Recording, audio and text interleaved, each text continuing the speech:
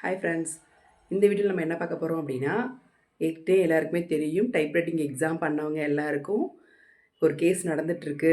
Online digital valuation வேண்டாம் அப்படின்ற மாதிரி கேஸ் கொடுத்துருந்தாங்க. அது இன்றைக்கி வந்து நமக்கு விசாரணைக்கு வருது அப்படின்ற மாதிரி பார்த்துருந்தோம். இன்றைக்கி விசாரணைக்கு வந்து தீர்ப்பு வழங்கியாச்சுங்க. டோட்டு பக்கம் தான் ஜெயிச்சிருக்காங்க, டோட்டு பக்கம் தான் தீர்ப்பு கொடுத்துருக்காங்க. அதனால் இனிமேல் வரக்கூடிய காலங்களில் நடக்கக்கூடிய எக்ஸாம்ஸ் எல்லாமே டிஜிட்டல் எவாலுவேஷனில் தான் நம்ம வேல்யூ பண்ணப்படும் அப்படின்ற மாதிரி தீர்ப்பு வந்துருச்சுங்க. அதனால் இனிமேல் இப்படி தான் நடக்கும். ரிசல்ட் வந்து எப்போ வரும் அப்படின்னா, வேலையெல்லாம் முடிஞ்சிருச்சு. மேக்ஸிமம் நாங்கள் சொன்ன டேட்டில் அதனுடைய ரிசல்ட்டை நாங்கள் வெளியிடுவோம் அப்படின்னு சொல்லியிருக்காங்க. அதனால் நவம்பர் 6 நமக்கு ரிசல்ட் வரதுக்கு ரொம்ப சான்சஸ் இருக்குது.